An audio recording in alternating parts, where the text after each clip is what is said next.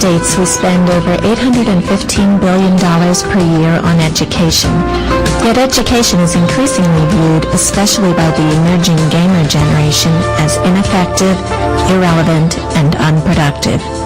Clearly, it's time to rethink the method by which educators deliver knowledge to learners. Weaned on MTV and World of Warcraft, enter Second Life, where learners become immersed in their own education.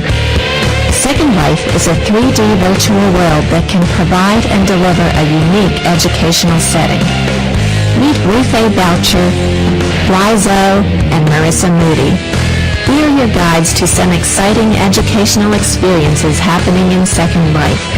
Join us as we take you on a guided tour of some fascinating ways that the world of education is being transformed in this interactive virtual world.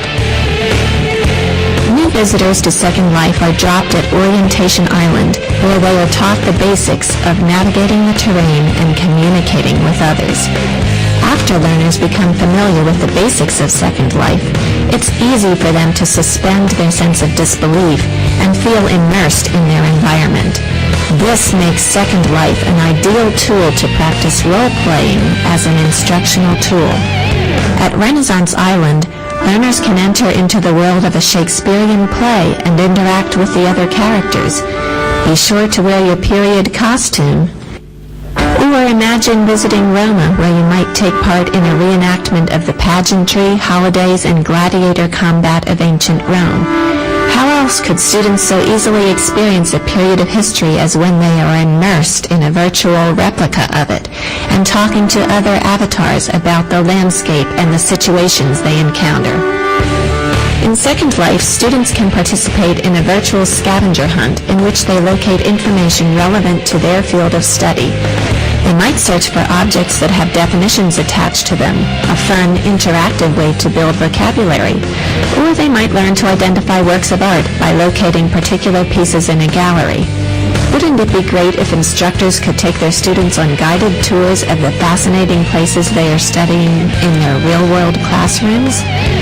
With Second Life, students can tour replicas of locations they would otherwise never visit. The Sistine Chapel, or the inside of a Dell computer, all without setting foot outside of their real-world classroom.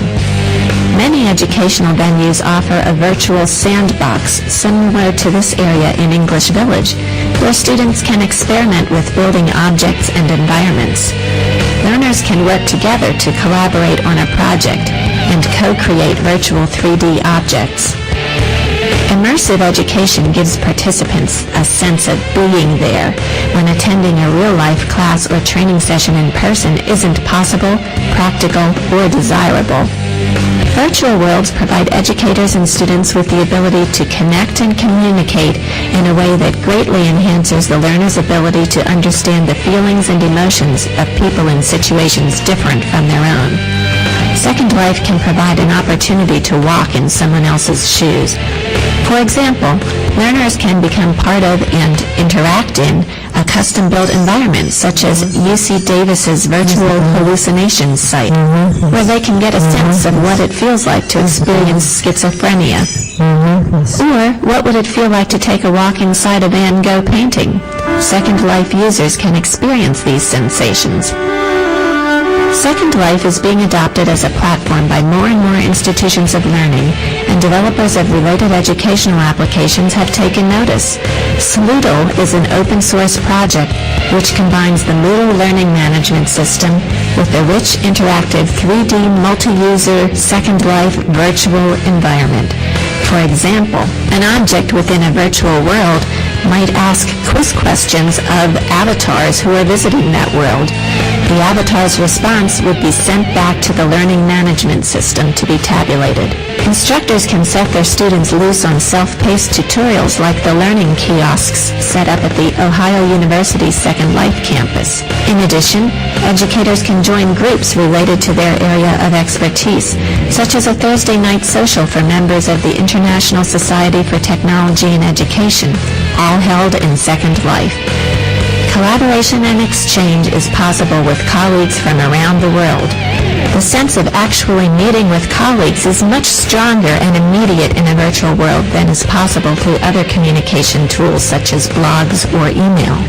And Second Life breaks down language barriers with support of the Debabbler language translator. Whiteboards are another popular educational tool. For example, this whiteboard in the English Village site functions as a perpetual source of general information about this educational site. In addition, a lecturer may use a whiteboard in Second Life for a PowerPoint presentation. Afterwards, the presenter may allow participants to add the whiteboard presentation to their inventory for future reference. While this video was being produced, a first look at voice support for Second Life was implemented. Voice support expands the possibilities of Second Life by adding another layer to the simulation of reality and immersion of the user within the virtual world. While the possible uses of Second Life as an educational tool are still developing, Second Life does comprise a sumptuous 3D virtual world rich in 21st century educational opportunities. If you are interested in learning more about the educational uses of Second Life, consider subscribing to a relevant blog such as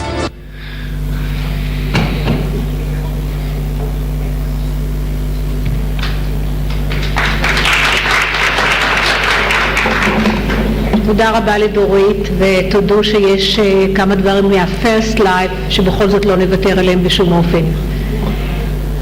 אני מתכבדת להזמין את המרצה הראשון שלנו, פרופסור רוני אבירם, ראש המרכז לעתידנות בחינוך באוניברסיטת בן גוריון, שידבר בפנינו, ירצה בפנינו על החינוך והציביליזציה הדיגיטלית, התעלמות, חיקוי או תיעול. אני מראש מבקשת את סליחת הדוברים שאני אצטרך לקחת 5 דקות מכל אחד מכם. אז רוני, בבקשה.